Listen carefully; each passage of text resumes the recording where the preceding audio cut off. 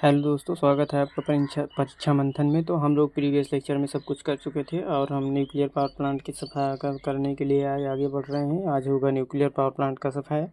और हम देख चुके हैं इसके पहले कि नाभिकीय शक्ति संयंत्र में ईंधन के रूप में क्या क्या यूज किया जाता है। तो हमने देखा यूरेनियम 235, 38 और प्लूटोनियम 239 और थोरियम 232 आदि यूज किया जाता है। और फिर उसके बाद आगे हम देख रहे हैं न्यूक्लियर पावर प्लांट में मॉडरेटर के रूप में क्या यूज किया जाता है, कूलेंट के रूप में क्या यूज किया जाता है, और न्यूट्रॉनों की गति को कैसे धीम किया जाता है, और कंट्रोल रॉड के रूप में कैसे यूज किया जाता है, और क्या विकिरण शील्ड क्या होती है। ये सब हम थोड़ा बहुत देख चुके थे। और विकिरण शील्ड के बारे में आज हम और थोड़ा सा देखेंगे कि विकिरण शील्ड क्यों प्रयोग किया जाता है। तो नाभिकीय शक्ति संयंत्र में विकिरण शील्ड प्रयोग की जाती है। तो विकिरण को रोकने के लिए मीन्स जब रिएक्टर में न्यूक्लियर ईंधन को अगर बर्न कराया जाए, जब वो रिएक्टर में चेन रिएक्शन हो तो विकिरण जो है वो बाहर न जा सके, तो वो होती है विकिरण शील्ड जो होती है यूज की जाती है फॉर स्टॉप रेडिएशन।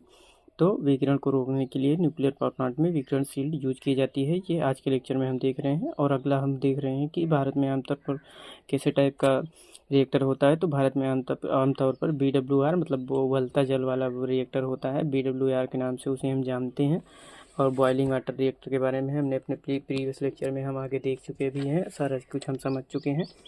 और आज हम देख रहे हैं बॉइलिंग वाटर रिएक्टर में किसकी आवश्यकता नहीं होती है। तो हीट एक्सचेंजर की आवश्यकता नहीं होती है। और क्यों नहीं होती है हीट एक्सचेंजर की आवश्यकता? क्योंकि अगर हम बॉइलिंग वाटर ही होगा तो जो वाटर बॉयल होता रहेगा तो उसमें ऑलरेडी हीट जो होती है, हीट के जरिए ऑलरेडी जो स्टीम होती है, स्टीम ऑलरेडी उसमें जनरेट हो जाती है। बॉइलिंग जब वाटर होता है, जब वाटर उबलता है तो उसमें फिर हीट को कोई चीज़ हीट में चेंज करने की ज़रूरत नहीं होती, इसलिए हीट एक्सचेंजर की ज़रूरत नहीं होती है। बॉइलिंग वाटर रिएक्टर में ईंधन के रूप में इनरिच्ड यूरेनियम यूज करते हैं। बॉइलिंग वाटर रिएक्टर में मॉडरेटर और कूलेंट दोनों यूज किया जाता है। ये तारक और अगला क्वेश्चन हम देख रहे हैं, तारापुर महाराष्ट्र में किस टाइप का संयंत्र है। तो वो boiling water type reactor type का संयंत्र है तारापुर महाराष्ट्र में। फिर दावानुकूलित जल रिएक्टर से उबलते जल वाले रिएक्टर की तापीय दक्षता क्या होती है। तो BWR की दक्षता अधिक होती है प्रेशराइज्ड वाटर रिएक्टर से। फिर दावानुकूलित प्रेशराइज्ड वाटर रिएक्टर में क्या क्या यूज किया जाता है।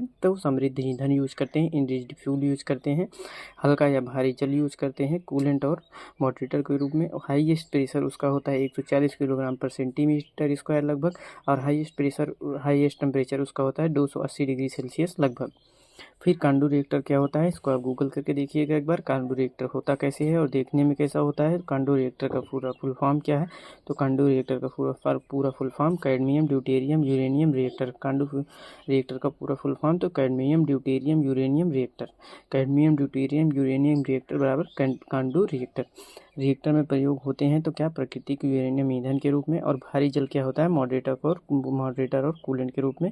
फिर ब्रीडर रिएक्टर क्या होता है, प्रजनक रिएक्टर जिसे हम हिंदी में बोलते हैं, उसका अनुपात क्या होता है। तो उसका अनुपात क्या होता है, इकाई से ज़्यादा मतलब एक से ज़्यादा होता है। फिर प्रजनन रिएक्टर में प्रयोग होते हैं तो क्या होता है, प्लूटोनियम यूरेनियम तथा थोरियम ईंधन के रूप में यूज किया जाता है। हीलियम तथा सोडियम जो होता है वो कूलेंट के रूप में ब्रीडर रिएक्टर में यूज किया जाता है। सोडियम ग्रेफाइट रिएक्टर में क्या क्या होता है। तो सोडियम में जो होता है कूलेंट के रूप में होता है, ग्रेफाइट जो होता है मॉडरेटर के रूप में यूज होता है, और इनरिच्ड यूरेनियम जो होता है वो फ्यूल के रूप में यूज होता है। फिर यूरेनियम 235 के एक विखंडन में कितनी एनर्जी उत्पन्न होती है। तो 200 मेगा इलेक्ट्रॉन वोल्ट एनर्जी उत्पन्न होती है। तो एक परमाणु भार का मात्रक तुल्य किसके बराबर होता है। तो 9 से 31.4 मेगा इलेक्ट्रॉन वोल्ट के बराबर होता है। 1 वाट के उत्पादन के लिए विखंडन के प्रति सेकंड की आवश्यकता होती है। कितने प्रति सेकंड की आवश्यकता होती है। तो 3.1 × 10 की घात 10 प्रति सेकंड की 1 वाट के उत्पादन के लिए इतने सेकंड में उतना उत्पादन होता है। 1 ग्राम यूरेनियम के विखंडन से वाट ऊष्मा कितनी उत्पन्न होती है। तो 9 × 10 की घात 13 वाट ऊष्मा उत्पन्न होती है। यूरेनियम 235 की एक विखंडन से कितनी जूल ऊष्मा निकलती है। तो 8.19 × 10 जूल ऊष्मा उत्पन्न होती है। 1 किलोग्राम प्राकृतिक यूरेनियम किसके बराबर होता है। तो 10,000 किलोग्राम कोयले के बराबर होता है। मतलब 1 किलोग्राम अगर यूरेनियम से जितनी बिजली पैदा होगी उतना 10,000 किलोग्राम कोयले से उतनी बिजली पैदा होती है। नाभिकीय रिएक्टर के परिचालन को नियंत्रित कैसे करते हैं। तो गुणा कारक होता है जिसको मल्टीप्लिकेशन फैक्टर बोलते हैं। उसका फॉर्मूला होता है, किसी भी एक उत्पाद में न्यूट्रॉन कितने हैं उसकी संख्या के बटे पूर्ववर्ती मतलब उसके पहले कितना उत्पादन हुआ है न्यूट्रॉनों की संख्या दूरवर्ती उत्पादनों में न्यूट्रॉन की संख्या। जब एक नाभिकीय रिएक्टर नियत शक्ति पर प्रचालित होती है तो गुणक कारक का मान कितना होता है? तो एक नाभिकीय शक्ति संयंत्र जब न्यूक्लियर पावर प्लांट जब कांस्टेंट पावर पर प्रचालित होता है तो उसका इकाई जो होता है वो मल्टीप्लिकेशन फैक्टर होता है। आगे हम देख रहे हैं न्यूक्लियर पावर प्लांट का सफाया करते हुए, और न्यूक्लियर पावर प्लांट में आगे हम देख रहे हैं नाभिकीय रिएक्टर का शक्ति स्तर कैसे बढ़ा सकते हैं। तो के का मान 1 से ऊपर बढ़ा देते हैं, लेकिन फिर उसके बाद इसे पुनः ही 1 पर हम ला देते हैं, जिससे उसका मल्टीप्लिकेशन फैक्टर या न्यूक्लियर नाभिकीय रिएक्टर का शक्ति स्तर क्या हो जाता है? बढ़ जाता है। और उसके अगले ही क्वेश्चन में हम देख रहे हैं नाभिकीय शक्ति संयंत्र की निर्गत शक्ति किसके समानुपाती होती है, किसके बराबर होती है? तो रेट ऑफ फ्यूजन रिएक्शन मतलब विखंडन प्रक्रिया की दर के बराबर होती है। नाभिकीय शक्ति संयंत्र प्रयोग कहाँ कहाँ होता है? तो आधार भार पर ये यूज होता है, एज ए बेस लोड और पीक लोड की तरह नहीं यूज किया जाता है इसको। किसको? न्यूक्लियर पावर प्लांट को। और बेस लोड और पीक लोड क्या होता है? बेस लोड होता है जब सपोज दैट हम मानते हैं कि हमारा 100 किलोवाट तो ऐसा लोड है जो हमेशा दिन सुबह से लेकर शाम तक और रात तक 24 घंटे में हमेशा अप्लाई होता है, लेकिन एक ऐसा समय है जहां हमारा वो लोड 240 पे भी जाता है, 240 किलोवाट भी यूज होता है, तो वो हमारा पीक लोड हो गया। और बेस लोड हो गया जो हमारा 100 किलोवाट हमेशा चल रहा है। फिर न्यूक्लियर पावर प्लांट की संयंत्र की स्थिति क्या है होती है? तो आमतौर पर भार से क्या होती है? ये दूर होती है, मतलब जहाँ जहाँ पे भी लोड होता है, जैसे गांव में होता है, शहरों में होता है, यूज किया जाता है लोड के रूप में।